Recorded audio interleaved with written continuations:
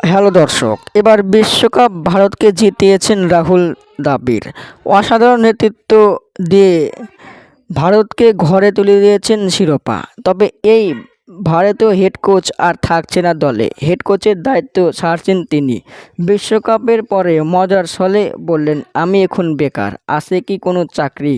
দর্শক, তার ডাকে কি বিসিবি সাড়া দিবেনই কি দিবেন না, বিস্তারিত জানুন পুরো ভিডিও জুড়ে। ইন্ডিয়া দলে 2021 সালে দায়িত্ব নেওয়ার সময় শুরু হয়েছিল কীভাবে শিরোপা জেতা যায়। গেল 2 বছর পরিশ্রমের ফল এই বিশ্বকাপ জিতে, এমনটা জানান হেড কোচ।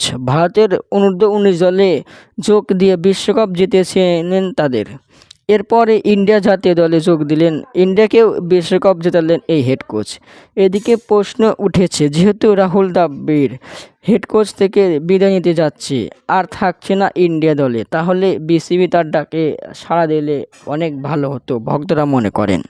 দর্শক, আদৌ কি বিসিবি তার ডাকে সাড়া দিবেন, নাকি দিলেও বিসিবি শর্ত দিয়ে তাকে দলে নেবেন? আপনাদের মতামত কি কমেন্টের মাধ্যমে জানিয়ে দিন। ধন্যবাদ।